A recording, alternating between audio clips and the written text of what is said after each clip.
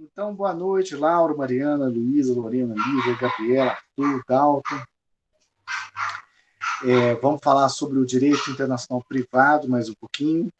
E hoje a gente vai começar assim, né, aproveitando a lembrança do Lauro, coloquem o nome de vocês no chat, né, como uma forma de registrar a presença, né? A gente combinou que ia ser a nossa dinâmica. E olha só que beleza, né? Na aula passada a gente fez um pouco de uma introdução histórica e falamos sobre assim os principais aspectos daquilo que seria estruturante do direito internacional privado, né? A ideia de regra de conexão, elemento de conexão, objeto de conexão. Tem um cachorro aqui vizinho que está, parece, sofrendo muito. Vocês estão escutando ali? Está atrapalhando o áudio ou não? Às vezes eu fico com a impressão de que... Bom, então tá. Então, vejam só, nossa principal fonte de direito internacional é a nossa querida Lei de Introdução às Normas do Direito Brasileiro, a LINDB. Só que essa LINDB ela começou como, né, uma parte do Código Civil Brasileiro de 1916. Era a introdução ao Código Civil, né, do Clóvis Bevilacqua. E eu queria chamar a atenção de vocês que ele é a nossa principal primeira e mais referente e fonte de direito de iniciação privada, mas nem toda lei de introdução fala sobre direito de iniciação privado. Então, e tem muita coisa do direito de iniciação privado que está em outras normas, em outros tratados, mas é sempre um ponto de partida para a nossa matéria. E eu queria que vocês prestassem atenção nessa lei de introdução de 1916, dos Estados Unidos do Brasil. Olha só, Laura. E como, assim, como que nas partes da introdução, né, que falavam sobre os assuntos do direito de invenção privado, Arthur? Nossa, Arthur, eu acho que faz tanto tempo que a gente não tem uma matéria junto, né? Acho que você... Faz tempão que a gente não tem... Engraçado, quando a gente tem aula de manhã e depois de noite, não é?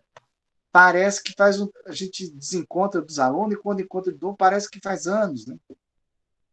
É porque do internacional público-privado é pouco tempo, mas, né, às vezes essa pandemia também a gente acaba desencontrando um pouco, né?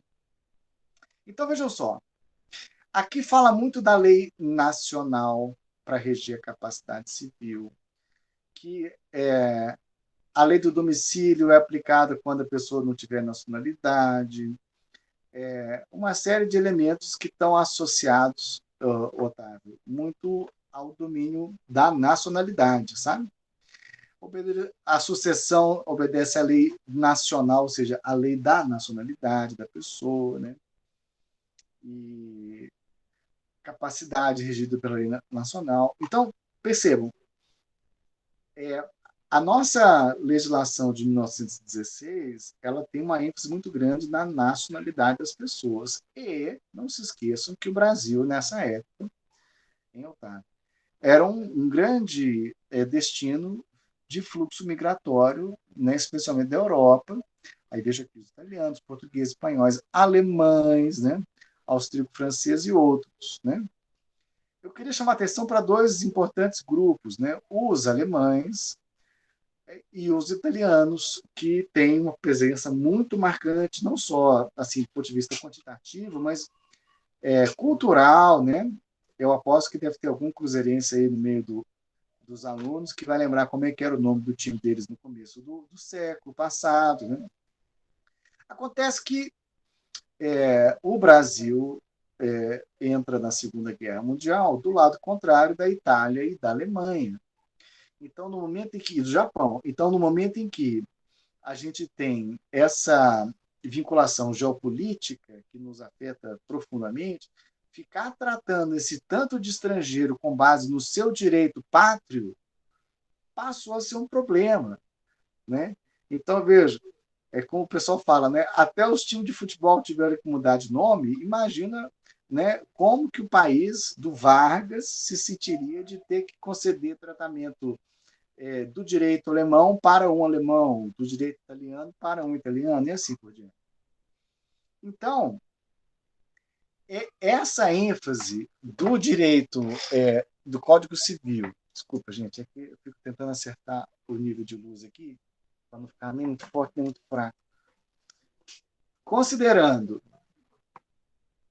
que o nosso Código Civil tinha muita referência a essa coisa da nacionalidade, o Vargas decidiu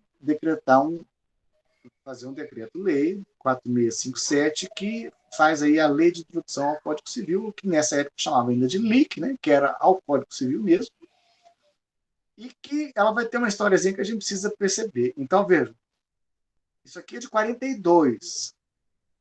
Em 2002, né, a gente tem um novo Código Civil, que manteve a lei de introdução inalterada. Em 2010, mudou a nomenclatura, e a gente passa a chamar de LINDB, mas muita gente ainda fala LIC por força do hábito, apesar de já ter 20 anos que mudou. Em 2018, houve um acréscimo de uma série de dispositivos, né, uns 10 artigos a mais no final, que não tem a ver com o direito internacional privado, mas que estão ali na lei de introdução, então, né, eu queria comentar. E o decreto 9.830 de 2019 regulamentou, especificou uma série de questões trazidas nessas mudanças de 2018.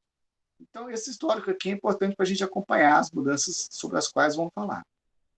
Então, essa lei de introdução, né, que tem o espírito aí de 1942, mas em muitos aspectos ainda retém, né, noções aí de 1916.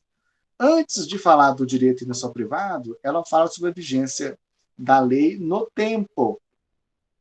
Então, perceba, o direito internacional privado, Mariana, ele tem a ver com essa relação em que a gente discute a aplicação da lei no espaço e essa situação de concorrência ou de conflito de leis no espaço. Mas aqui no começo da lei de introdução, a gente está falando da questão da dimensão temporal da lei. Quando que começa a vigorar, quando que é sucedida por outra, a lei posterior revoga a anterior. Veja, aqui são questões ligadas à vigência da lei no tempo, né? E outras questões que muitas vezes a gente conhece profundamente, mas não lembra onde é que está escrito, né? Ninguém se escusa de cumprir a lei alegando que não conhece. Quando a lei for omissa, o juiz vai decidir com base na analogia, costumes, princípios, a aplicação da lei atenderá aos fins sociais. E essa coisinha do ato jurídico perfeito, direito adquirido e coisa julgada, que todo mundo sabe conjugar como se fosse um Pai Nosso, muitas vezes não se lembra de onde que veio isso, né? Então, aqui, lei de introdução. Aí, pessoal, finalmente, a partir aqui, Luísa, do artigo 7º, é que a gente começa a falar a matéria propriamente do direito internacional privado. Então, entendo. O direito internacional privado parece que ele brota assim, meio que do meio da lei de introdução, sem uma formatação muito clara no direito interno. No direito internacional, nos tratados de direito internacional privado, a gente vai ter mais clareza dessa definição. Então, eu queria, antes de entrar, Murilo, nessa parte da lei de introdução, eu queria deixar claro o seguinte, vejam bem, eu não sou um professor de direito civil, eu sei muito pouco de direito civil, vocês sabem muito mais.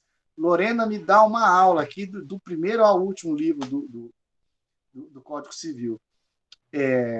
Mas, para falar sobre os assuntos do direito, do direito internacional privado, eu preciso ilustrar com passagens do Código Civil, senão fica uma conversa meio etérea e eu fico exigindo muito da memória de vocês, né? E vão lá, né, Lucas? Vocês estão vendo o direito civil desde o primeiro período, né? Essa matéria é do 10º.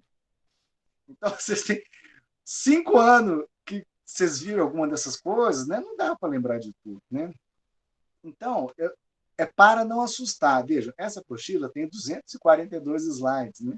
Muito do que está aqui tem a ver com citação de trechos do Código Civil ou de julgados que envolvem aplicação direta ou indireta de assuntos do direito internacional privado. Mas eu ressalto, eu não vou cobrar, primeiro porque eu não vou ensinar, e aí eu não posso ter a pretensão de verificar aprendizado de algo que eu não sequer ensinei, né?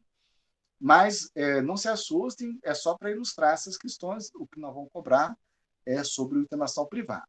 Então, como a gente fez nessa atividade proposta para hoje, né? E para quem chegou um pouco depois, Olívia, eu precisava corrigir lá a data de submissão da atividade no Moodle, e eu tenho muita coisa que eu preciso fazer no Moodle ainda, eu tinha deixado isso para depois, mas eu já fiz essa correção lá e dei mais uma semana para quem não tiver feito ainda. É uma atividade super simples, né? Que está lá, viu, Ismélia, para vocês fazerem um esforço de problematização da matéria que a gente vai ver, né? Então, antes de falar do artigo 7º, eu queria problematizar o tipo de situação que ela envolve, tá? Então, peguei um caso bem exagerado, né, Gabriela, para fazer essa brincadeira. Então, imagina que uma pessoa que chama Ana, que é uma argentina, então aqui eu tenho um elemento que é a nacionalidade. Domiciliado no Brasil, aqui eu tenho um outro elemento que é o domicílio.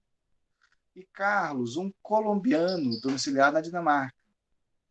Casaram-se na Espanha e foram viver na Grécia. Veja, é claro que é uma situação absurda, né? Possível, mas absurda. Mas o que eu quero que vocês reflitam é sobre o que é importante para definir qual ordenamento jurídico vai reger cada uma dessas coisas que a gente está discutindo aqui. Na Grécia tiveram uma filha, mas hoje moram no Brasil, onde irão se divorciar e disputar a guarda da filha. Se a justiça brasileira fosse acionada, qual ordenamento jurídico regeria? Bom, as formalidades do casamento. Aí, qual é o tipo de exercício que eu queria que vocês fizessem? É pensar o seguinte: para esse assunto aqui, esse objeto de conexão, o que é mais importante? É saber de onde a pessoa é nacional, onde a pessoa é domiciliada, onde aconteceu o casamento, onde o casal foi morar, onde nasceu o filho. Quais são os, esse é chamado elemento de conexão, né, relevantes, né, na opinião de vocês? O que é que vocês acham que o legislador brasileiro estabeleceu como elemento de conexão? E com relação ao regime de bens, o que importa? Por exemplo, o lugar onde casou é mais importante do que o lugar onde foram morar? O lugar onde moram assim que se casaram é mais importante do que onde moram hoje?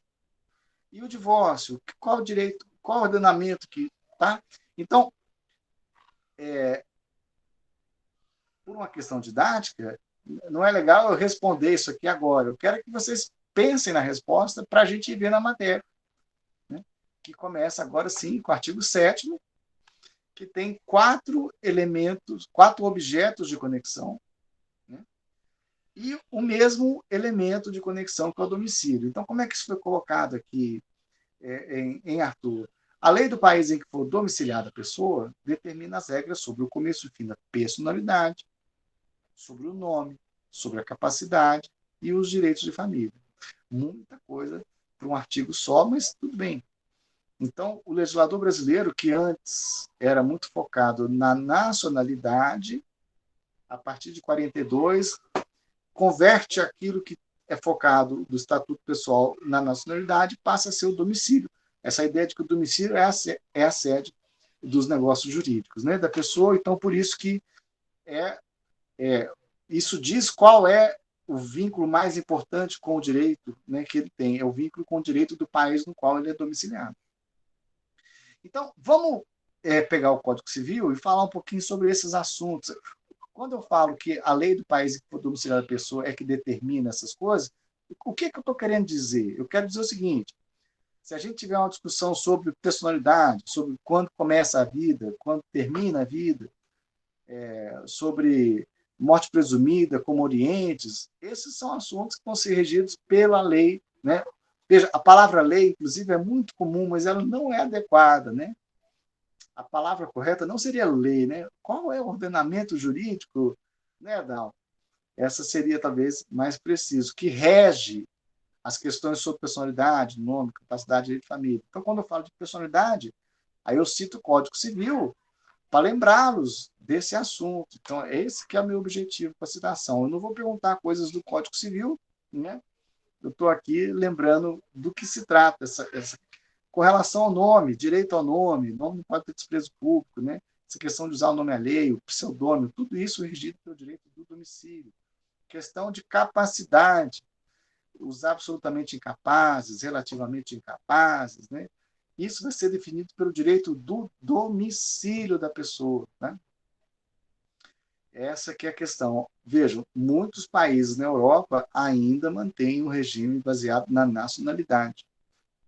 Então, às vezes, a gente tem situação em que, se a pessoa é regida, é um tipo um holandês que faz um contrato aqui no Brasil, se ele é domiciliado no Brasil, para o direito brasileiro, ele vai ser capaz, mas para o direito holandês, o que vai definir se ele é capaz ou não é o direito da nacionalidade, não o direito do domicílio. Então, são questões que nós vamos ver depois, não na aula de hoje, mas na próxima.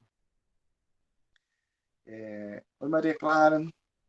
Menoridade, excesso aos 18 anos, né? E aí, vejam que interessante, como é que, tudo bem, a maior parte do mundo tem essa tradição dos 18, né?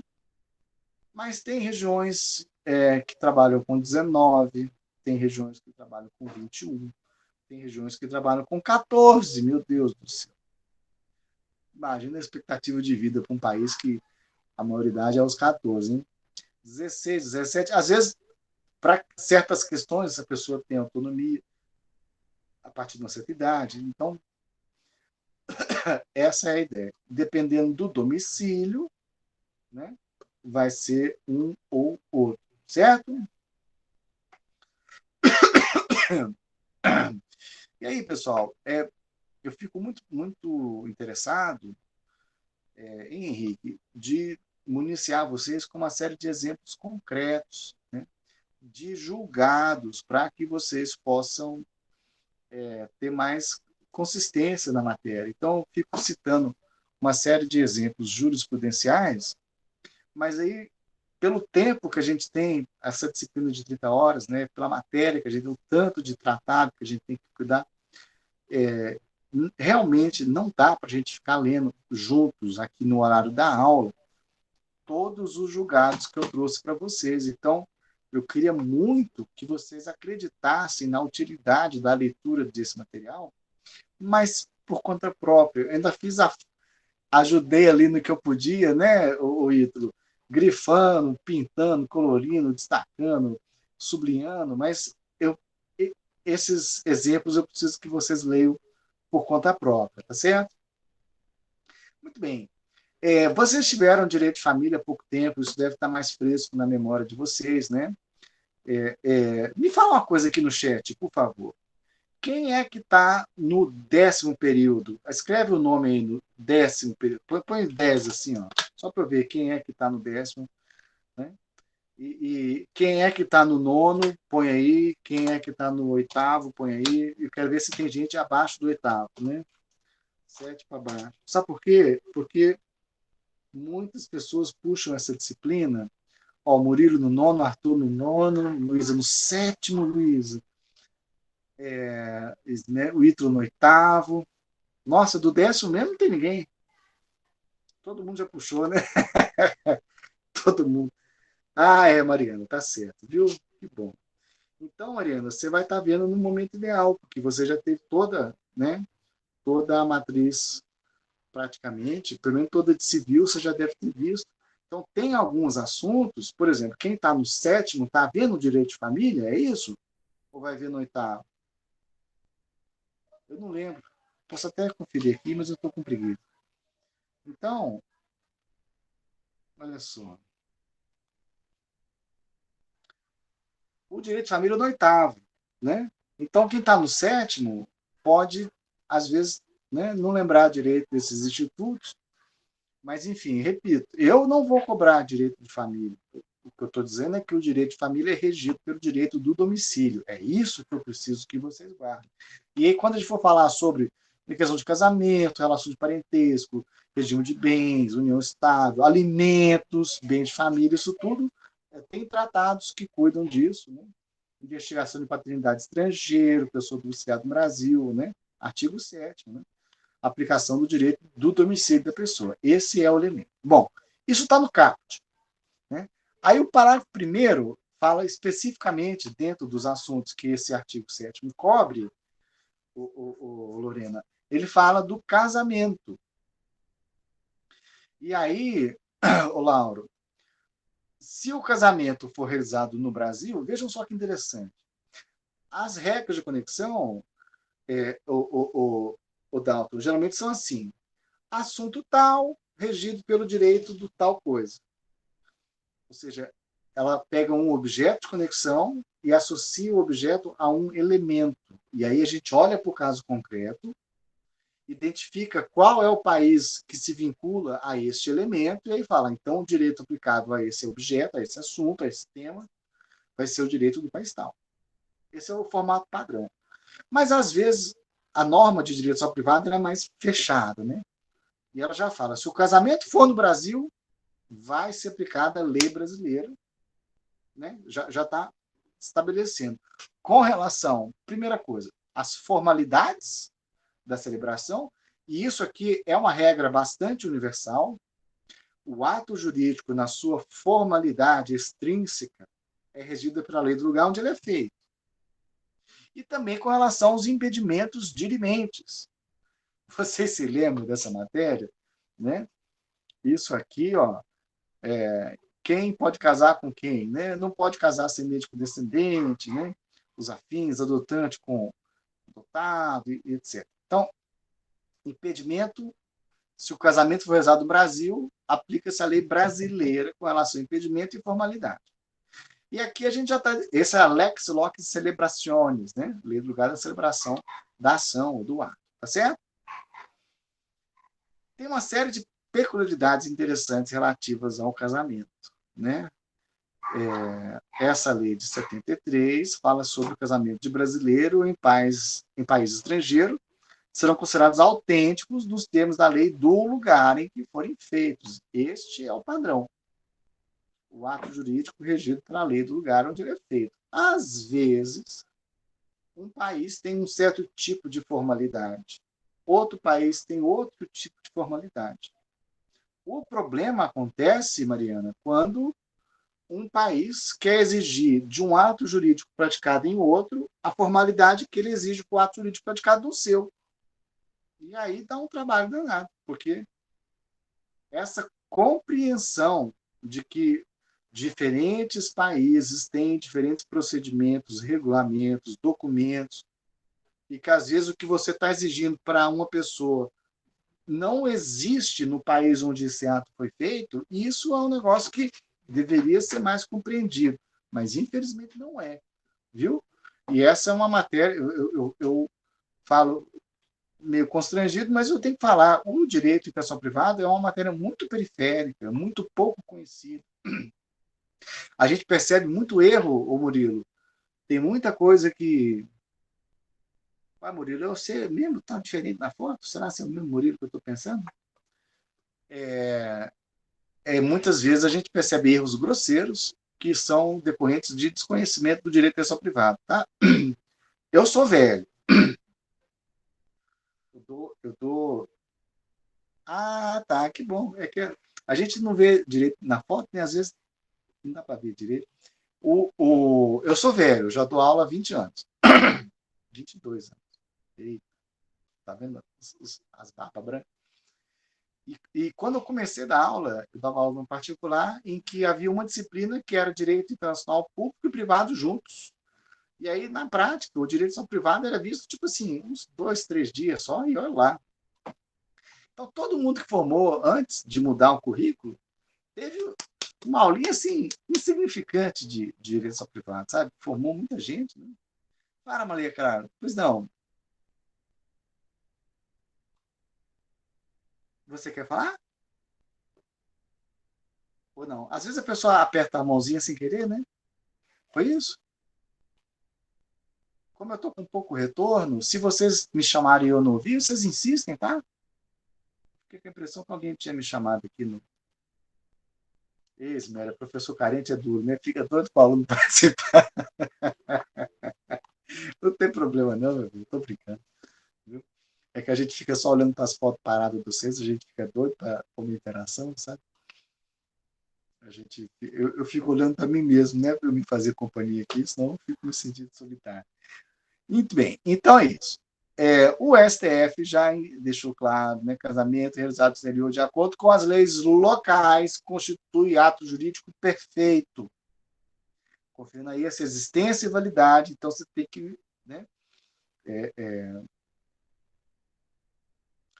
essa questão do registro tem que ser reconhecido. O Brasil, vou falar um negócio, é um dos países mais burocráticos que eu conheço com relação ao casamento.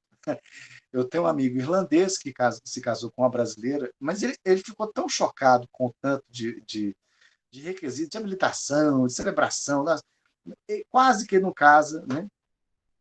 Na verdade, ele estava numa situação irregular, né? O visto dele tinha vencido, então ele não poderia juridicamente estar no Brasil. Acabou casando por procuração, uma confusão também. Então, o que exige para habilitação está aqui no Código Civil, né? Do 1525 1532, né? Para quem gosta desse assunto, só para lembrar aí, né? Não se esqueça da questão da lavratura no livro de registros, né? Como é que prova o casamento? No Brasil, prova pela certidão do registro. Gente, isso aqui é muito importante, especialmente no que se refere a você trazer um documento de fora para ser reconhecido aqui no Brasil. Viu, Olivia? O casamento de brasileiros celebrado no estrangeiro perante as respectivas autoridades ou os cônsules brasileiros, aí eu vou fazer só uma pausa. Se for brasileiro casando com brasileiro, eles podem se casar perante o consulado brasileiro. Mas se for brasileiro casando com pessoa de outro estrangeiro, aí vai casar em outro lugar, autoridade competente, e aí, né, deverá ser registrado no cartório do respectivo domicílio do estado em que passarem a residir, né? Contada a volta para o Brasil. Muito bem. Então, aqui o parágrafo 2º fala essa coisa do consulado. O casamento de estrangeiros poderá celebrar-se perante a autoridade diplomática, consulado do país de ambos. Então, você tem aqui um filipino se casando com uma filipina no consulado das Filipinas. O que não pode é um do país e o outro de outro país se casar no consulado, porque o consulado não serve para isso. Para quem não se lembra, para quem não teve aula de direito internacional público ainda, né, Laura? O consulado ele tem um papel muito vinculado, muito parecido com a ideia de cartório. O consulado não deixa de ser um cartório para vários objetivos. É mais do que um cartório, mas é um cartório também, né?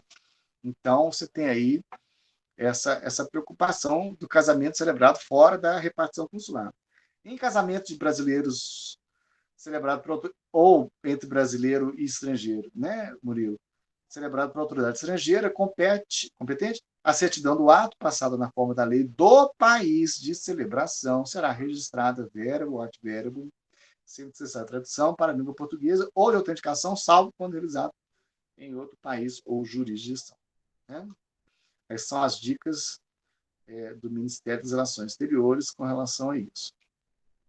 Os casamentos não realizados pela autoridade consular devem ter suas certidões registradas no livro de escritura e registro de títulos e documentos e, posteriormente, vão ser transcritas no Brasil. Então, não se esqueçam, casou lá fora, primeira coisa, registra isso no consulado brasileiro lá fora. Se você registra no consulado, Gabriela, aí o Estado brasileiro depois vai reconhecer esse ato jurídico. Aí depois o ato é uma transcrição, mas primeiro o consulado brasileiro onde você realizou o casamento vai dizer, olha, esse pedaço de papel aqui, de fato, é uma certidão de casamento válida, apta a produzir efeitos jurídicos. Certo? Muito bem, Gabriela. Bom, aí tem o manual de prática consular, que tem as dicas de como transcreve, etc., mas eu acho que vai ficando muito específico. O Itamaraty tem uma série de sites com perguntas e respostas sobre casamento. Né? O pessoal fica preocupado com as peculiaridades, fica muito preocupado de casar e depois não ter as consequências jurídicas desse casamento se casar lá fora. Às vezes acha muito romântico casar na Notre Dame, em Paris e tal, mas se você não registra no consulado do Brasil em Paris, depois você volta e a situação jurídica está imperfeita. Então, é essa a questão. Parágrafo terceiro. Olha só como é que a maneira pela qual foi escrita não é muito, muito clara, né? Tendo os nubentes domicílio diverso, ou seja, antes de se casarem, são noivos, nubentes.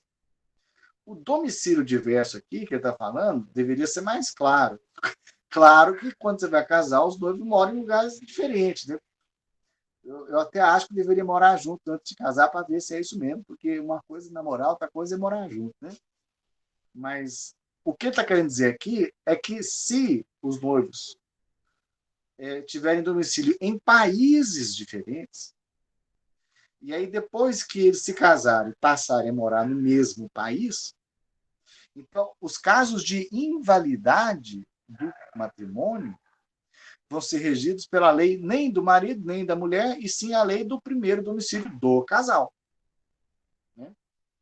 Ou seja, onde eles forem morar primeiro é o que vai ser o país cujo direito é aplicável para reger questões de invalidade do matrimônio. Dizer que é o direito aplicável não significa dizer que tem que ser o foro competente, hein? Direito aplicável é uma coisa, foro competente é outra. Às vezes, o casal mora um pouco num primeiro país, sei lá, Argentina, e depois vai morar na Bolívia. E na Bolívia percebe que tem um problema ligado à invalidade do casamento. E, bom, nesse caso, ainda que na Bolívia, o direito aplicável, né, supondo que o direito internacional privado da Bolívia fosse igual ao do Brasil, ou eles vindo do Brasil, seria o do primeiro domicílio conjugal. Primeiro domicílio do casal, certo? Fala, Murilo. Está Professor, querendo anular o casamento? Não. não, a dúvida é nesse sentido, mas no artigo 8º, que fala sobre obrigações. Ah, tá. Não, mas nós vamos chegar no oitavo ainda. Então eu espero. Se não, dá um spoiler. Beleza. Né? O artigo 8º, Murilo, ele é muito importante e a redação dele não é muito feliz, né? A redação é muito genérica, né? Bens, Sim, bens, sim. o que bens quer dizer? Tem tanta coisa que Uhum. cabe aí, tá? A gente chega daqui a pouco. Essa é a lex loc actus, né? Lei do lugar do ato é o que vai reger o ato jurídico, tá? Muito bem. Código Civil, falando sobre essa questão de idade, casamento, gravidez e tal. Oi, Laura. E ainda estamos no parágrafo E terceiro. professor, Oi, Laura. Eu estou só mostrando aqui o que tem no Código Civil, viu, pessoal? Às vezes eu fico preocupado de ficar passando muito rápido, mas é porque nós não vamos falar do Código Civil de novo, né? Vocês já tiveram essa aula. Parágrafo 4º também fala sobre regime de bens.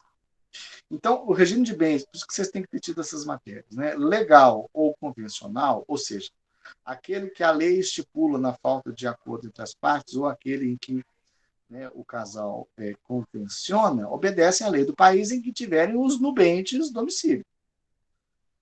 Supondo que os nubentes, os noivos, moram no mesmo país. Se os noivos tiverem domicílios em países diferentes, qual que é o direito que vai reger o regime de bens? O direito do país onde tiver o primeiro domicílio conjugal. Tá certo? Nem o segundo, nem o dos noivos, Camila, e sim o primeiro. Tá certo? Parecido com a regra lá da invalidade, né? Casamento exterior, regime de bens, primeiro domicílio no Brasil. Então, aplicar o direito brasileiro. Apesar do casamento ter sido realizado no exterior, o primeiro do casal vai ser no Brasil, devendo aplicar o legislação brasileira quanto ao regime legal de bens. Exatamente. Né? Esse exemplo aqui, Isabela, é perfeito para esse caso. Tá? Para o quinto, pessoal, às vezes era comum, quando havia o casamento, a naturalização. Né? Então, o registro do regime de comunhão no decreto de naturalização do estrangeiro casado. Isso aqui já também deixou de ser uma prática muito comum. Tá? Aí nós vamos prestar muita atenção nos trabalhos, na jurisprudência, no que se refere à data relativa aos divórcios, tá? Porque a legislação mudou muito de uns tempos para cá. Então, veja só, isso aqui, 2009, o divórcio exado estrangeiro, nós vamos aprender daqui a uns meses, mais ou menos, como é que funciona a questão de homologação de sentença estrangeira, e nós vamos ver que, estatisticamente falando, Matheus, a maioria dos casos de homologação de sentença estrangeira era homologação de divórcio. Aliás, por muito tempo, quem tinha dinheiro, né, às vezes ia para fora do Brasil fazer aborto ou ia para fora do Brasil fazer divórcio. Aí depois você tinha que reconhecer, porque não tinha aqui no Brasil, aí você tinha que reconhecer depois, né? Às vezes, claro, depois de 77, isso mudou, mas ainda assim, muitas vezes a pessoa divorcia lá fora e precisa reconhecer aqui no Brasil. Aí, por conta disso, a legislação facilitou esse processo, né? Simplificando o procedimento de homologação de sentença estrangeira e, como nós vamos ver mais para frente, se for divórcio direto, aquele simples, que não tem bens, que não tem filho, que não tem nada, sequer precisa da homologação, tá certo? Mas se precisar, tem aqui uma declaraçãozinha super simples, né, para facilitar o trabalho de todo mundo, especialmente do próprio STJ, né? E aí o Código de Processo Civil, que eu ainda chamo de novo, porque eu fui formado em velho, né? E ele trouxe muita mudança com relação à minha disciplina, né? A sentença estrangeira de divórcio consensual produz efeitos no Brasil, independentemente de homologação. Competirá a qualquer juiz, quando essa questão for suscitada, examinar a validade da decisão em caráter principal ou incidental. Aí, em 2016, a gente passa a ter a verbação direta no cartório, né? Sentença estrangeira de divórcio consensual não precisa mais ser homologada pelo STJ. Ou seja, não tem filhos, não tem alimentos, não tem partilha de bens, né? Aí você pode ir direto no cartório, não precisa nem homologar. Se tiver filho, partilha, aí sim, ainda precisa. Certo? Certo. E aí os procedimentos estão aí regidos pelo provimento 153, deixo para vocês verem depois. Certo? Certo. Né? Inclusive, dispensa o advogado. Né? Olha como é que... Tudo para facilitar o divórcio. Né? Exemplo, né? Direito de família, conflito de leis, intenção privada, ação de argumentação de visitas. Agora, olha que interessante, gente. Muitas vezes, vocês vão ver decisões que falam sobre o artigo 7º, que diz sobre aplicação da lei, mas no fundo estão falando de justiça competente, viu? Vocês muito cuidado com isso.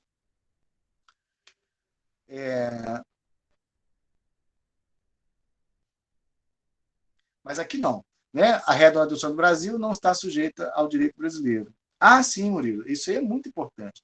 Olha, o que tem de decisões, né? Quando acontece, eu procuro destacar, porque, inclusive, eu adoro, quando vocês têm duas pessoas fazendo um trabalho, e aí encontra uma pessoa que o julgado tem uma interpretação do direito e o outro tem outra interpretação diferente. Isso é muito interessante para a gente discutir. Eu lembro que era muito comum encontrar isso com relação a contrato de trabalho, legislação de contrato internacional de trabalho. Caramba, qualquer coisa que você quisesse dava para encontrar lá. Outro exemplo. Sentença estrangeira contestada, ação proposta do estrangeiro para converter em divórcio e separação judicial consensual ocorrida no Brasil. Né? Bom, a competência para a conversão da separação é exclusiva do juiz brasileiro, conforme a inteligência do artigo 7º. Olha só, pessoal. O artigo 7º não fala de competência do juiz. Fala do direito aplicável. Vocês perceberam a diferença, Murilo? Uma coisa é falar assim, o juiz que for competente, se o juiz brasileiro for competente, ele vai aplicar o direito ao privado, que diz que o direito de família, sei lá, é regido pelo direito do domicílio da pessoa, né, Henrique? O artigo 7º, ele não fala sobre competência. O artigo 12 fala de competência. O artigo 7 não fala, fala sobre direito aplicável. No entanto, aqui, do jeito que é feito, E fala que a competência é do juiz conforme a inteligência do artigo 7º. Não, não é uma inteligência inteligente do artigo 7º, porque o artigo 7º não tem nem a palavra competência lá. Vocês estão entendendo como é que o negócio é grave, né? O parágrafo 7º fala sobre o direito do chefe de família, né? Aqui em casa o chefe é minha mulher, todo mundo sabe disso. Então, isso aí está resolvido. O parágrafo 8º é a questão de domicílio, né? Se a pessoa não tiver domicílio, vai considerar domiciliada onde tiver, onde for sua residência. Certo? E aí, o que é o domicílio, pessoa jurídica, contratos, etc. Muito bem. Agora, Murilo, chegamos no artigo 8º, e aí vamos problematizar aqui com esse casinho, e aí você me fala se estão chegando perto do que você quer perguntar, tá? Elga, uma holandesa domiciliada na Irlanda, participou de uma feira de negócios no Japão, onde assinou um contrato pelo qual comprava de Lucas, um lituano, sendo no México. Eu já estou perdido. Tem que anotar, fazer um mapa, um organograma, um asset.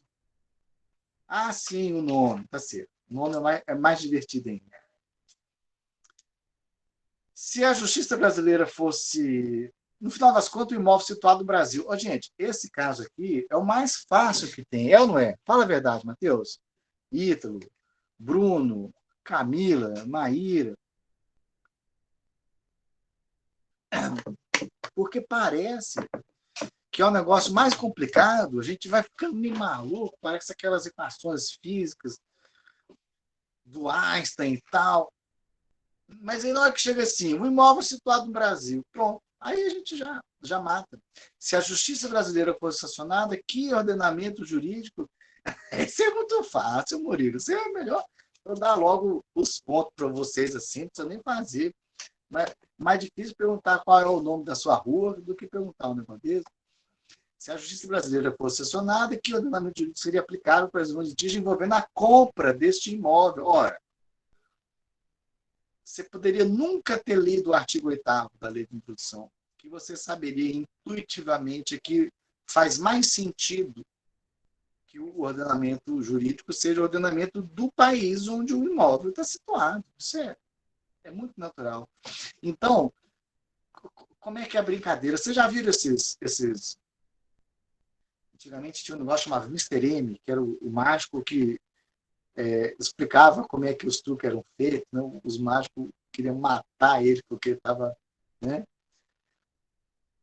Aí, Bruno, tem um negócio que é muito comum desses mágicos de festa e tudo, é que ele chama atenção para um negócio aqui, enquanto a mágica é feita com a outra mão, que não tá sendo destacada. Né?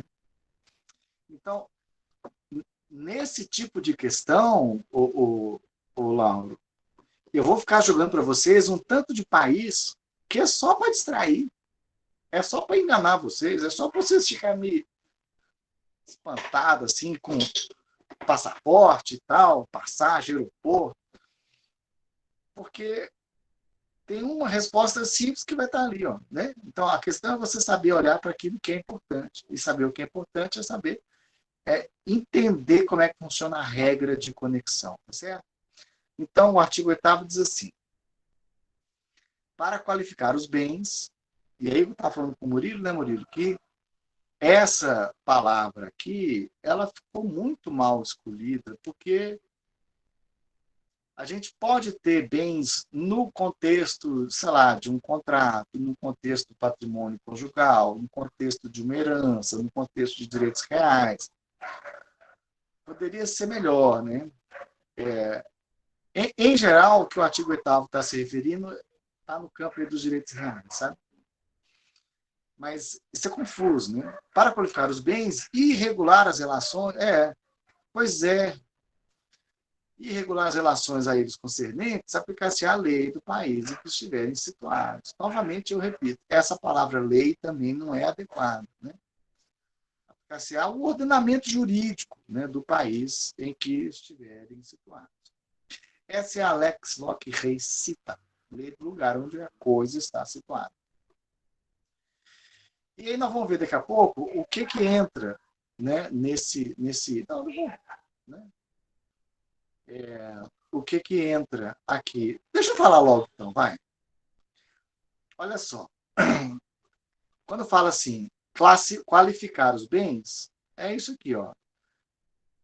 Qual foi o professor que estudou isso aqui? Qual foi a matéria que vocês aprenderam isso aqui? Bens móveis ou imóveis? Públicos ou particulares? Divisíveis ou indivisíveis? Consumíveis ou inconsumíveis? Fungíveis ou infungíveis? Quem é, hein? Põe aqui no chat para mim. Foi a Beatriz? Quem é que deu aula disso aqui para vocês? Isso aqui vocês devem ter visto lá no começo do curso, né? Foi o Arnaud? Não. Arnaud não. Né? Reger a posse e seus efeitos. Aquisição e perda dos direitos reais. Isso aqui é super importante. Uso capião. É óbvio que o uso capião vai ser regido, né, Daniel? Pelo direito do país onde o imóvel está situado. Restringir o direito de propriedade mobiliária ou imobiliária. Resolver questão de transferência de propriedade por meio de atos intervivos. Ô, gente, se for causa mortes, não vai ser o artigo 8º, vai ser o artigo 10, né? Estipulações cabíveis ao titular do direito real. O que pode ser objeto de direito real sobre coisa alheia?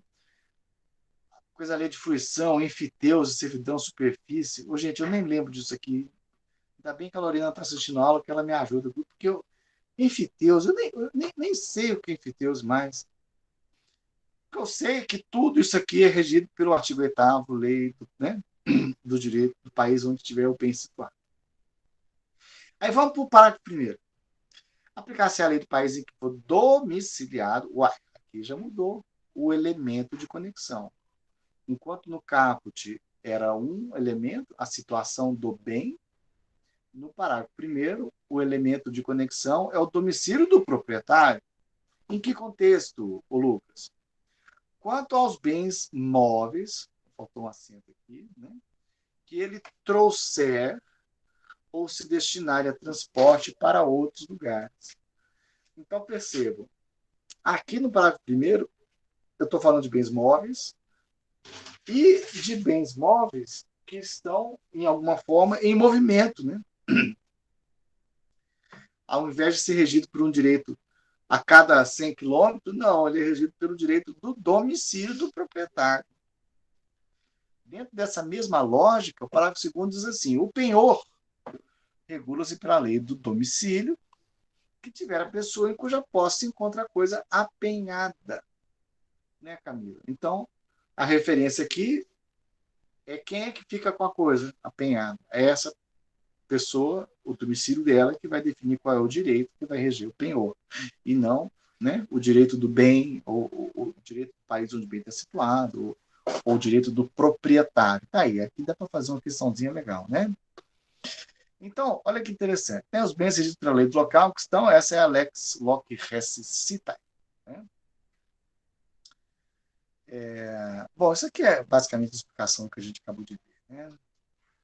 Agora, eu gosto muito da Maria Helena Diniz, que tem um comentários à lei de introdução, e ela tem essa passagem aqui, em que ela mostra uma coisa muito importante.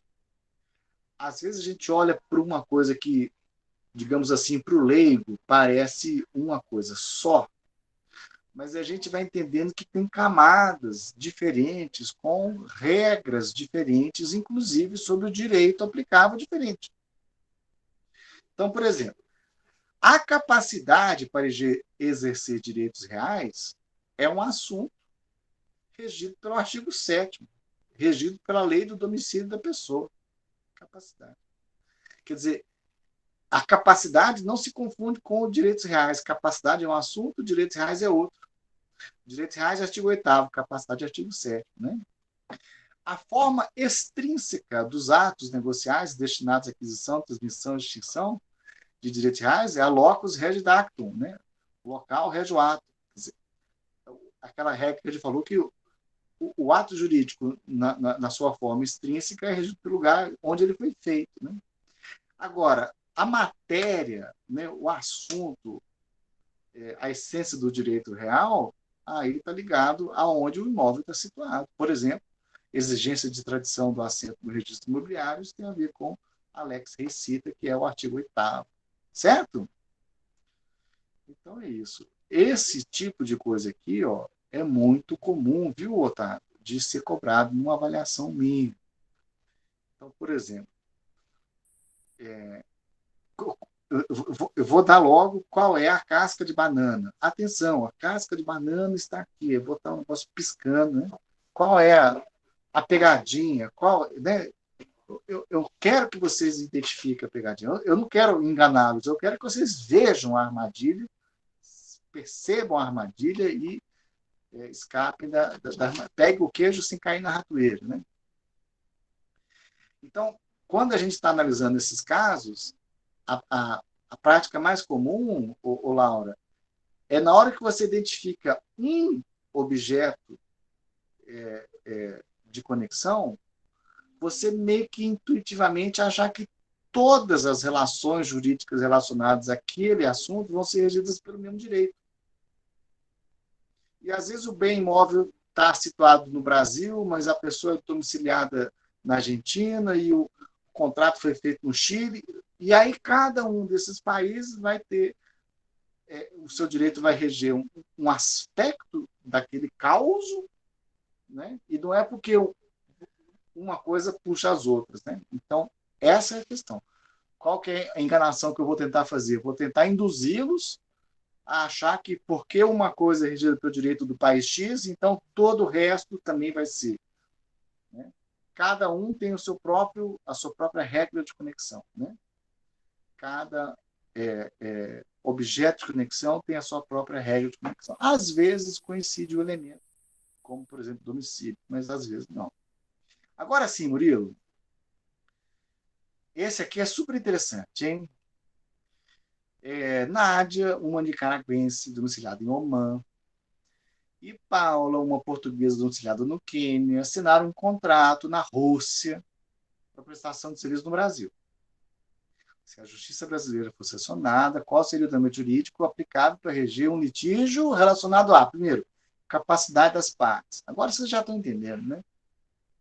Então, capacidade é uma coisa, o direito das obrigações é outro, né?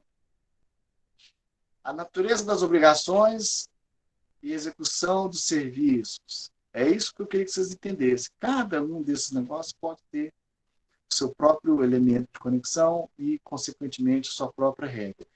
Mais um probleminha. Vocês acham que eu estou indo muito rápido nos problemas, pessoal? Vocês estão doidos para eu acabar logo? Hein, Daniel? Fala aí para mim. O que você acha? Às vezes eu nem deu tempo para vocês tentar responder, né? Me dá um salve aí, pessoal, no chat, para eu saber se eu estou indo muito rápido. Tá tranquilo? Tá suave? Obrigado, Daniel. Obrigado, Murilo. Se no contrato celebrado por Nádia e Paulo houvesse uma cláusula que escolhesse o ordenamento jurídico de algum desses outros países como direito aplicável, então você põe o contrato lá. Se tiver um conflito na solução, na execução desse contrato, o direito aplicável para reger esse contrato vai ser, ou independente do conflito, né? O direito do país tal. As partes podem escolher o direito aplicável. A justiça brasileira estaria obrigada a acatar essa escolha se o direito escolhido não fosse o brasileiro. Agora eu queria que vocês me chutassem a resposta aqui também, vai, no chat. Quero ver se vocês estão acordados, se vocês estão vivos, se vocês estão assistindo a Fazenda, se vocês estão vendo. Murilo acha que não. De acordo com o direito brasileiro, as partes têm o direito de escolher o direito aplicável a um contrato internacional? Aí acho que sim. Lorena, Lauro. Então, veja só, isso aqui é muito interessante pelo seguinte, né? Pessoal, eu vou aprofundar, viu, Ismélia? Eu vou aprofundar um pouco essa discussão, porque ela tem, muito bem, Lauro, muito bem, ela tem essa questão. Então, tem correntes doutrinárias sobre a autonomia da vontade nos contratos que defendem diferentes entendimentos.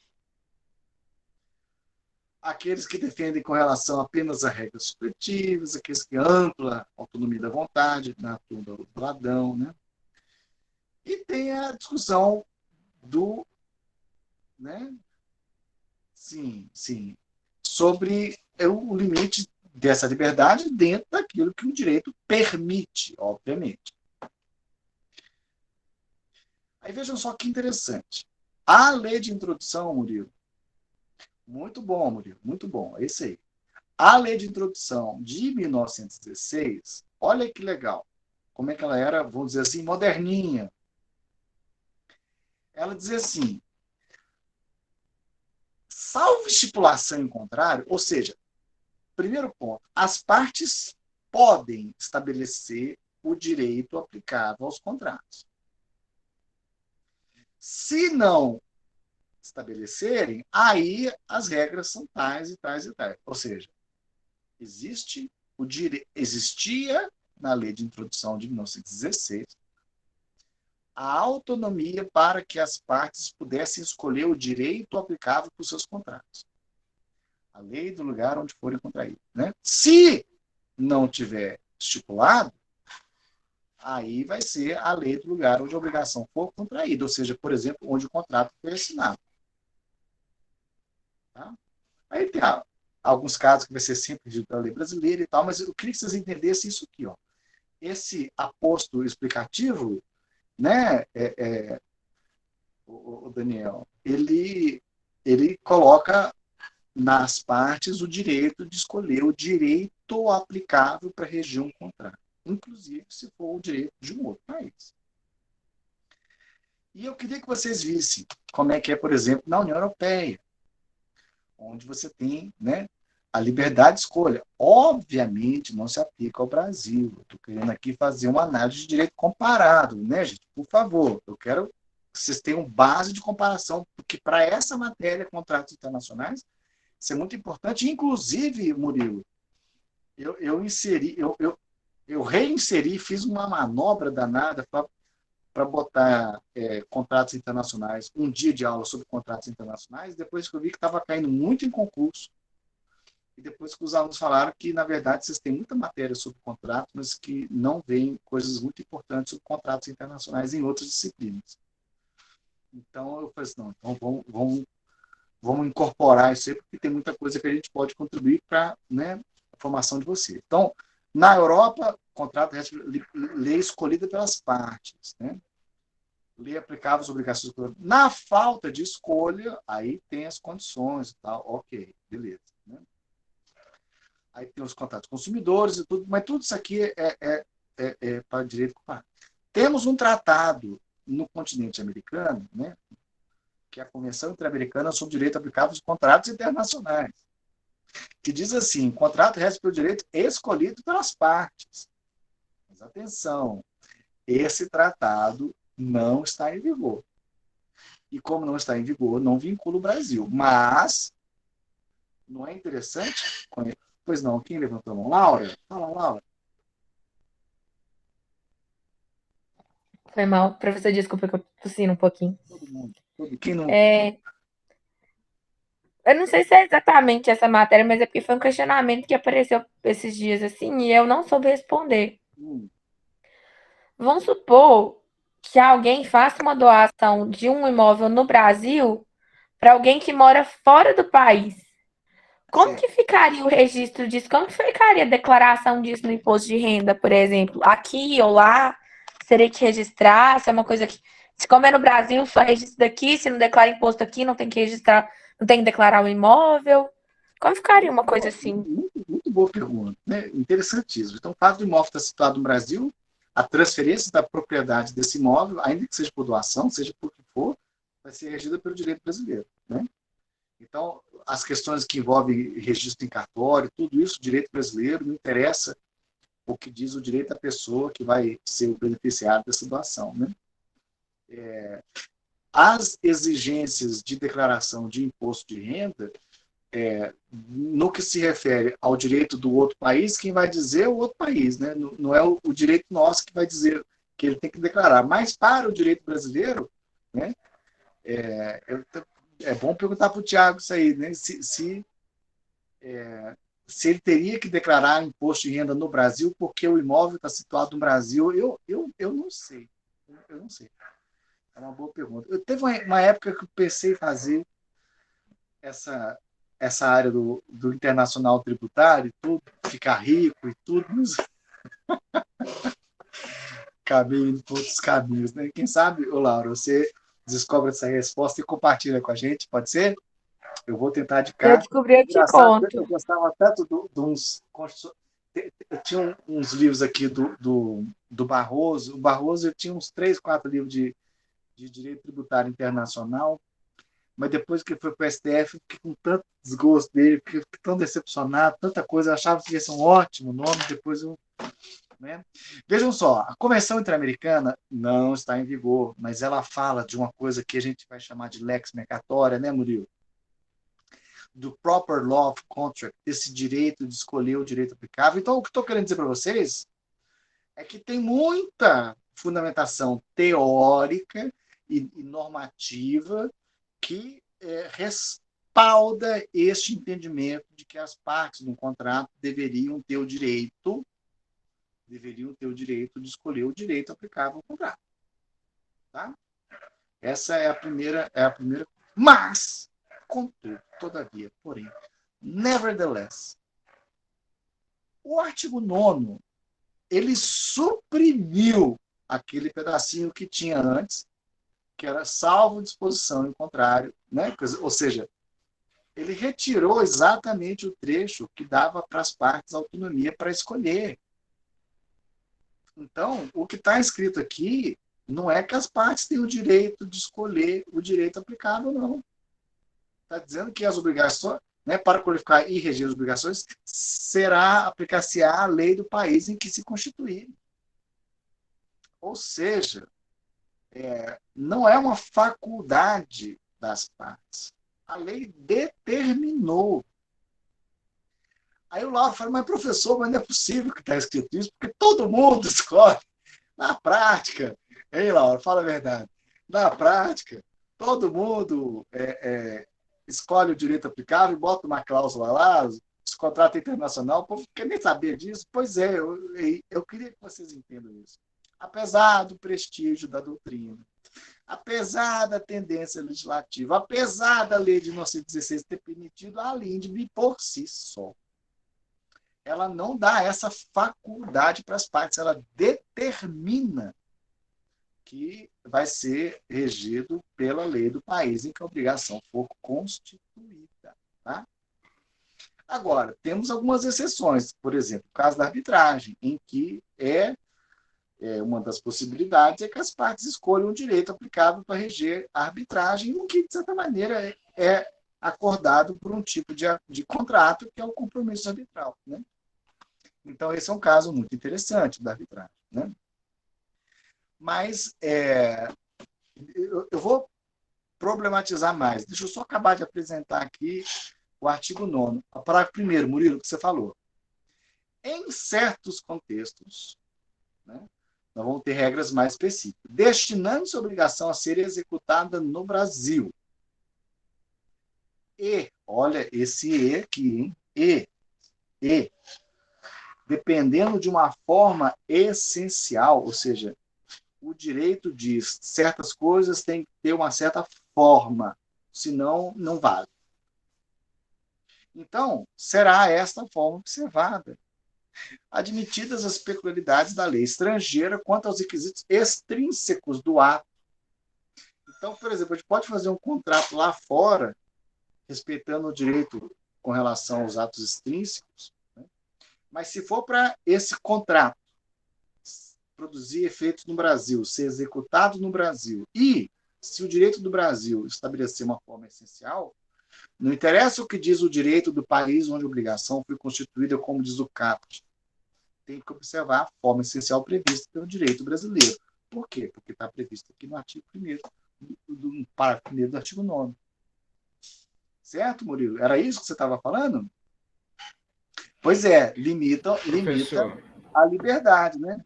Ai, ô Murilo, eu não estou preparado para ver essa camisa do Flamengo ainda não, eu ainda estou absorvendo o impacto do Palmeiras aqui, você já me dá tá esse ganhando, suco, hein? cara. Vou até tomar um copo d'água. Eu estava dando aula de internacional pública, a Esméria viu, aí eu tenho um meme lá do Ronaldinho, de 2013, eu acho que a polícia chegou aí, hein? Só pode, só um momento. Então tá. Pessoal, parágrafo 2º diz assim: a obrigação resultante do contrato reputa-se constituída. Como assim reputa-se? A obrigação é regida pelo lugar em que se constituírem. E como assim reputa-se constituída? No lugar em que residir o proponente. Então, aqui a gente está falando de uma relação entre pessoas que não estão no mesmo lugar na hora de constituir essa obrigação.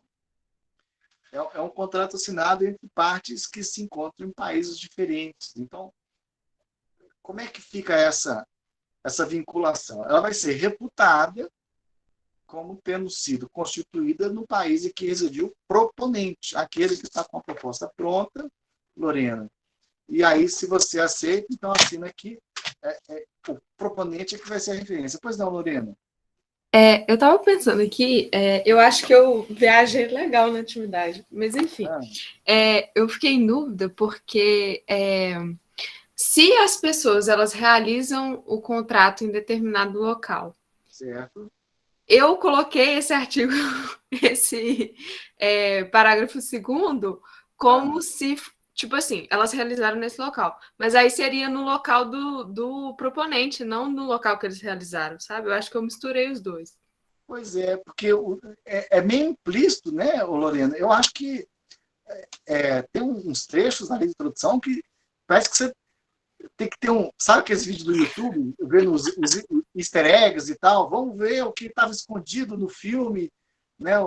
O breaking off do... Poxa, porque poderia ser mais claro, você tem que ficar intuindo os negócios. Então, o que não está dito aqui é que você só precisa reputar a obrigação constituída em algum lugar se não tiver as pessoas no mesmo lugar, porque se elas estão juntas assinando no Brasil, é no Brasil. Aí aqui é para um caso em que você tem uma pessoa que é o proponente, que tem uma proposta que está feita, né? E a outra pessoa adere a essa proposta. E aí a referência vai ser o lugar do proponente, né? E não da outra pessoa. E eu acho que aqui a gente vai ter uma série de conexões, por exemplo, dos contratos de adesão, por exemplo, via internet, né? Apesar do Código de Defesa do Consumidor estabelecer, né, essa questão da proteção do consumidor. Na prática, a teoria é outra, como diz aqui, né? Então, o que eu queria dizer com isso aqui, hein, Laura? Uma leitura muito legalista, formalista, positivista da lei de introdução nos leva a essa conclusão que, pelo texto do artigo 9º, não tem margem de discricionalidade para as partes escolherem. Por exemplo, o contrato assinado no Brasil, mas as partes falam que vai aplicar o direito da Argentina. Olha, está escrito que é o direito do Brasil. Não é uma coisa que você pode dispor. Mas, na prática, a gente tem muitos contratos internacionais que têm cláusula de escolha de leis. Isso aí é uma coisa que é facilmente demonstrável estatisticamente, a esmagadora. Eu lembro, Lorena, quando eu era estagiário, e o escritório onde eu trabalhava estava fazendo um contrato, e eu fui ingênuo de falar, não, gente, mas isso estabelecido pela lei e tal, não pode. Pedi o conceito com o meu chefe lá, porque falou, bobagem, né? Ninguém está preocupado com a lei de introdução, né? Então, assim, essa é uma realidade do mundo dos negócios. Os empresários querem nem saber. Bota aí a cláusula, vai ser regido pelo direito do país tal. E aí, nem a doutrina, nem a jurisprudência são pacíficas, mas, cuidado, só dois alertas. Tem doutrinadores que às vezes passam uma ideia de que todo mundo aderiu a essa coisa da autonomia da vontade das partes, do contrato, que isso aí é a moda, que isso é o lex mercatório. Cuidado, tem ainda juízes que são mais formalistas que não vão nessa onda. Então, nem na doutrina, nem na jurisprudência há uma coisa pacificada, mas há uma tendência mundial, inclusive no Brasil, do judiciário aceitar uma cláusula, contanto que, no caso concreto, não fique evidenciado que a escolha do direito de um país, ao invés de ser aquele que deveria ser aplicado com base no artigo 9º, não configura uma ofensa à ordem pública, ou seja, ao escolherem o contrato da Argentina, o direito da Argentina, não foi para escapar de uma obrigação que teriam. Eu vou dar um exemplo. Às vezes você tem um país que tem um direito que é muito pró uma das partes e muito ruim para outra parte. Aí você escolhe o direito desse país, é um grande benefício para um em detrimento do outro. Então, assim, a menos que haja uma sacanagem por trás da escolha do direito, a justiça tende a aceitar. Então, essa que é a referência, contanto que não configure ofensa à ordem pública. Então, olá, que boa pergunta, né? Para concurso, né? O que a gente responderia? Puxa vida, né? Eu ajudo com recurso. Para qualquer lado que você quiser, eu te ajudo com recurso, né? Olha, eu acho que essas coisas que tá na lei é mais fácil de defender. Poxa, tá escrito aqui, não tem essa, né? Mas a doutrina, mas a jurisprudência, é mais fácil, eu acho que é a referência da legislação. Então, tem aqui alguns exemplos concretos, né? Eu gosto de dar exemplo do vocabulário, da terminologia, da redação, né? Do fraseamento, né? Pois é, pois é. É duro, né, cara? Mas isso aqui é tão polêmico que eu tenho dúvida se vocês teriam coragem de perguntar isso. Porque vai dar 40% das pessoas vão fazer recurso. Né? Então, é complicado. E eu tenho na jurisprudência uma série de exemplos conflitantes. Né? Olha lá. Declaração de vontade do contrato apenas não para eficácia no Brasil quando ofender a soberania nacional de todos os costumes. Quer dizer, era uma cláusula que tinha alguém quer perguntar alguma coisa? Não? Olha outro caso aqui. Afastada afronta a ordem pública internacional. Né? Aí, só para a gente fechar, que eu sei que o nosso tempo... gente, em geral, viu, Ítalo? Eu vou tentar muito não invadir muito depois das 10 horas, mas é porque a gente precisa matar esse assunto. Olha só. Imagina a seguinte situação. Sofia, uma suíça, domiciliada na Turquia, e Uriel, um uruguaio, domiciliado na Venezuela, assinaram um contrato em Xangai, na China, sobre prestação de certos serviços no Zimbábue, que contém uma cláusula de foro, escolhendo Belo Horizonte como a comarca. Futura sede do joint venture, entre de dirimir qualquer controvérsia. Se a justiça brasileira fosse acionada, ela aceitaria essa cláusula de foro? Então, vejam só, eu primeiro perguntei, aceita escolher o direito aplicável? Aí a gente falou que mais ou menos, depende. Mas eu pergunto agora, e cláusula de foro? Isso é válido, pessoal? Aceita ou não aceita? Põe no chat aqui para mim, por favor. Aceita ou não aceita a cláusula de foro? Você pode escolher onde que você vai resolver eventuais controvérsias? Ou tem alguma frescura com relação a isso também? Põe aí no chat. Quero saber o que vocês acham. Cláusula de foro é lícito, ilícito, permitido, proibido, praticado, impraticado? Põe aí no chat. Enquanto puser, eu não vou passar o slide. Vamos lá. Quero ver a resposta. Pede para o Ítalo perguntar para a vizinha dele aí, para o Murilo perguntar para a polícia, que todo mundo... Eu quero ver. Hein? Nada? Vocês não vão nem chutar? Acha que não? Ótimo, pronto, só queria isso. Pessoal, na verdade, sim, tá? Cláusula de eleição de foro, ela é uma cláusula que, né, estabelece qual vai ser a jurisdição sobre o eventual litígio, né? A súmula 335 do STF reconhece a válida de foro para os processos oriundos do contrato. O artigo 25 do CPC deixa claro que não compete à autoridade brasileira quando houver cláusula de eleição de foro exclusivo, estrangeiro e contrato internacional. Ou seja, o CPC também reconhece a força. E, olha, o Brasil tinha essa tendência de, mesmo quando tinha contrato com cláusula de eleição de foro, quem tentasse, muitas vezes conseguia que a justiça se visse competente por uma razão ou por outra, mas agora com o CPC isso está muito claro, né? Não. O que tem de problema é situações em que a justiça brasileira seria também competente. Aí, nesse caso, a justiça não é uniforme, mas vamos entender que essas cláusulas são válidas, tá? Então, tem vários exemplos de eleição de foro permitido. Com relação à lei aplicável, você tem os problemas, mas eleição de foro, não, tá certo? Aí, alguns exemplos para vocês em inglês, shall be decided sobre exclusively by, tal, né? Essa cláusula nova aqui é super famosa. E vejam só, muitas vezes, ao definir o foro competente, indiretamente você acaba acarretando o direito aplicado. Por quê? Porque o juiz que recebe o litígio, ele começa a operar pelo seu próprio direito. Ele começa pelo seu direito de intenção privada. Pode até aplicar o direito de um país ou de outro, né? Mas o que eu quero dizer é que se no Brasil ainda há polêmica com relação à escolha do direito, não há com relação à escolha do foro. E, às vezes, por aí, você consegue assegurar que o direito que você realmente quer que seja aplicado. Tá certo? Você pode escolher um foro que aceita essa cláusula em que você escolhe o direito aplicado. Muitos exemplos de contratos, muito material para vocês verem. Queria que vocês estudassem isso aqui, entendeu?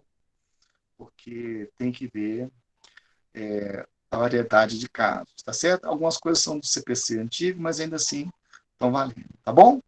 E aí, com isso, a gente volta na semana que vem. Eu botei muito exemplo, cara. Eu pude ajudar você. Vale a pena conhecer. Esse caso muito famoso na jurisprudência europeia. E eu quero ver quem vai me falar de um caso na próxima aula, tá? Pode escolher o foro competente, mas não direito aplicável, exceto para arbitragem. Essa é a regra mais geral do LAM. Muito bem. E aí, na próxima aula, tá vendo tanta coisa? Não, eu tenho que falar disso aqui também. Só mais isso. Exceção. Contrato de trabalho. Tá? Exceção por quê? Bom, porque a gente já teve diversos entendimentos conflitantes na jurisprudência. Tá? Você tem, por um lado, a vontade de proteger o trabalhador. Eu vou explicar a problemática. Por exemplo, o cara trabalha na Petrobras, e aí, antigamente, a Petrobras era uma empresa super poderosa, interessante, investia em vários países. Aí o cara ia para Angola, pela Petrobras. Mas o direito do Brasil é melhor do que o da Angola. Aí ele conseguia que, apesar de ele estar trabalhando na Angola, ele fosse regido pelo direito brasileiro. Mas, às vezes, o caso é o inverso. Aí aplica o direito brasileiro. Todas as hipóteses que vocês puderem imaginar já tem decisão. Então, esse é o problema. Atenção! Súmula 207, cancelada, dizia o seguinte: relação trabalhista é para a lei vigente no país da prestação de serviço e não para aquele do local da contratação. Então, você é contratado num país, mas trabalha mesmo em outro. E aí, esse era o parâmetro, mas isso aqui já foi cancelado, e por ter sido relativamente há pouco tempo, ainda tem muita desinformação, tá? 2020, né?